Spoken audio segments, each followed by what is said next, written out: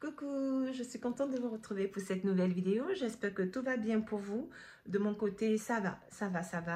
On sort timidement de l'hiver. Le printemps n'est pas encore en place, mais bon, ça vient doucement.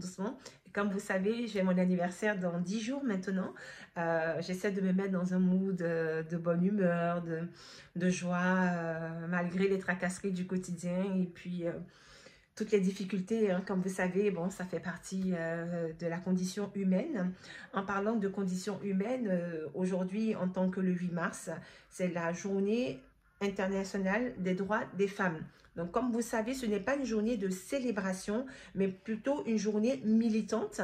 C'est une journée où on vient célébrer le militantisme que les femmes ont pu avoir au travers de différents pays du monde pour revendiquer des droits, notamment l'égalité entre hommes et femmes, l'égalité salariale, etc.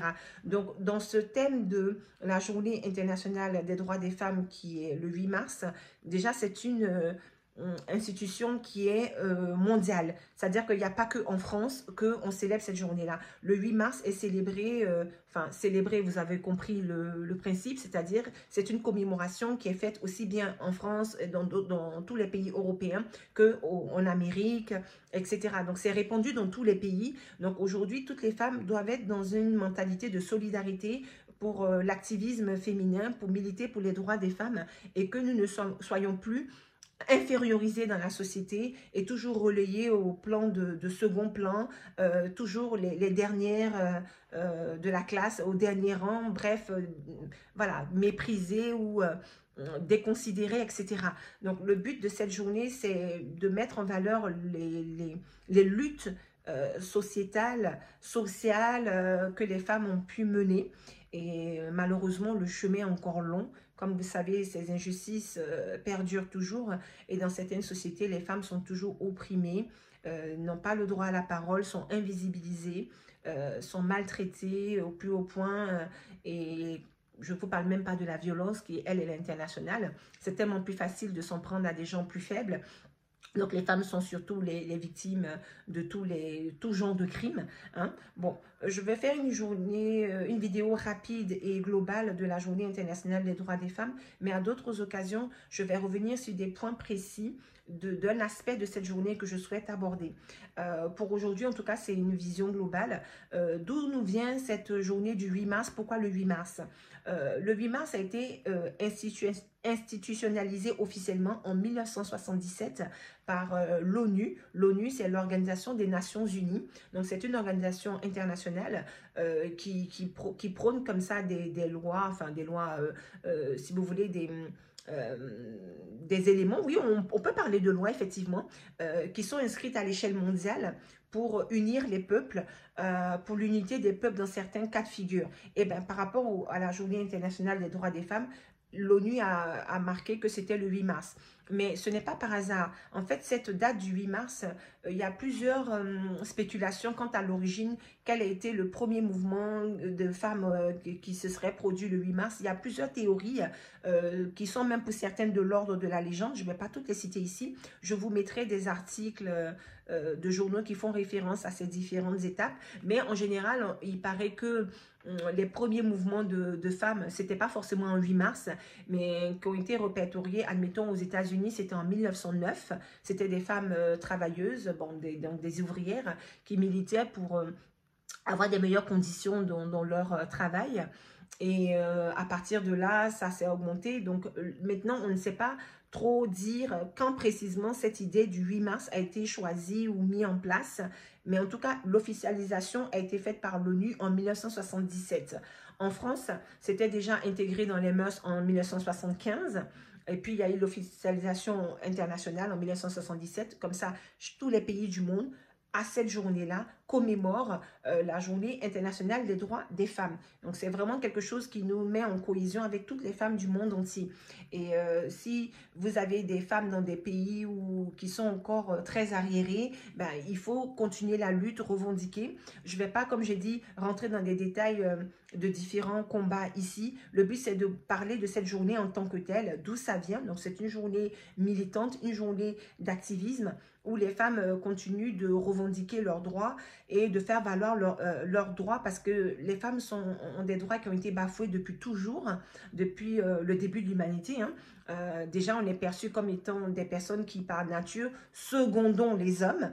Et cette histoire de seconder les hommes a pris des proportions tellement horribles que ça en est réduit à de la maltraitance au niveau des femmes. Il faut savoir que les femmes représentent 52% de la population mondiale, c'est-à-dire que nous sommes plus nombreuses que les hommes d'un point de vue numéraire. Pourquoi?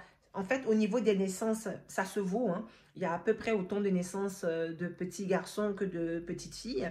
Donc, ce n'est pas là que ça se joue sur la durée de vie. L'espérance des femmes en France est de 88 ans.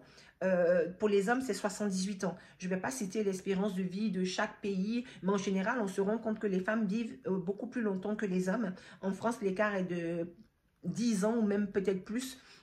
Et tout ça pour dire que comme les femmes vivent un peu plus longtemps, mais du coup, le nombre de femmes, on est plus nombreuses que les hommes du fait de cette espérance de vie qui est plus longue chez la gente féminine. Et c'est comme ça dans bon nombre de pays. Donc, malgré que les femmes soient majoritaires en nombre dans le monde, c'est nous qui souffrons le plus. Donc, en général, quand on parle de minorité, la minorité, ça compte aussi pour l'aspect numéraire. C'est-à-dire que d'un point de vue du nombre, la majorité, c'est les plus nombreux. Et la minorité, c'est ceux qui sont le moins nombreux. Mais dans ce cas de figure, les femmes, elles sont les plus nombreuses. Au lieu d'être la majorité, c'est nous qui sommes la minorité humaine. Alors que nous sommes les plus nombreuses. Donc, c'est la journée où il faut encourager des jeunes filles, des jeunes femmes, des dames plus matures, des dames âgées, à continuer la lutte parce que toutes les voix comptent.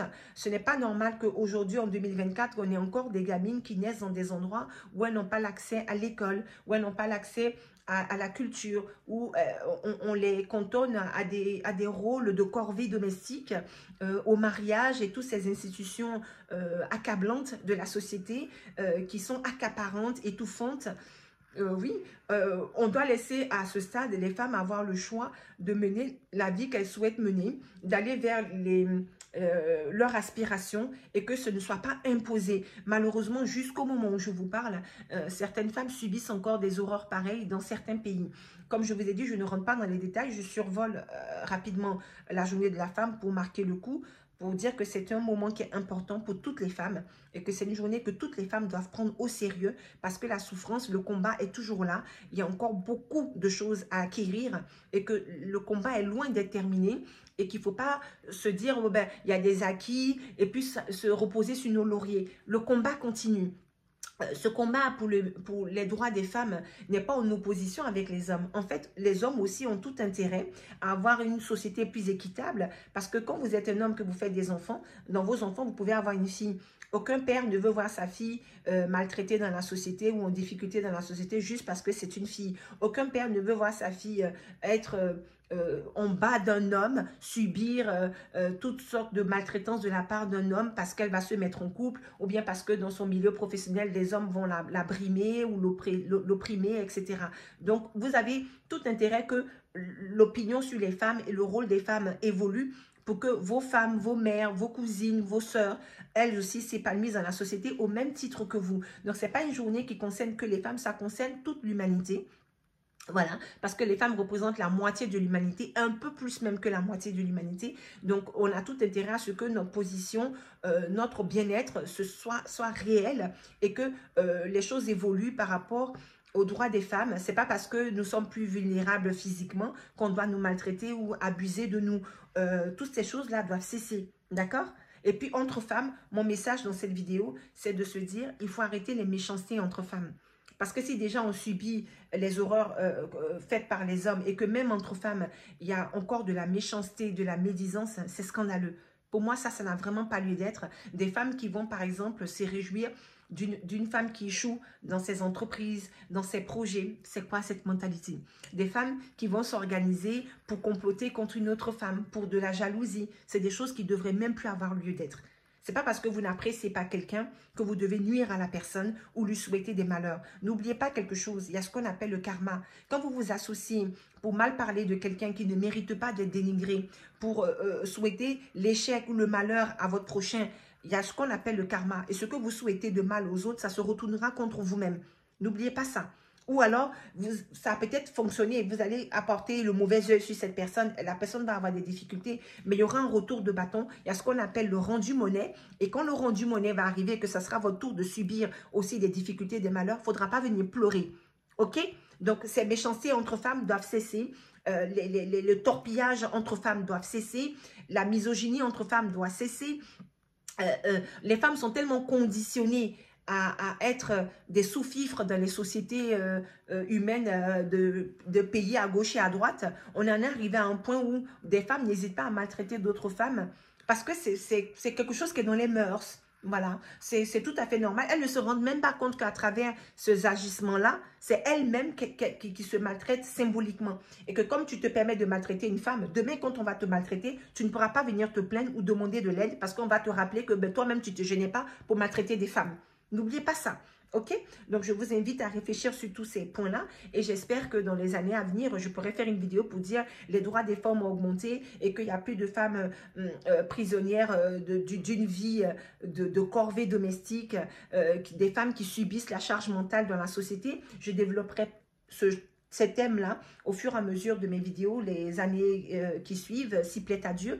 En attendant, j'espère que tout va bien pour vous et que vous avez apprécié la vidéo.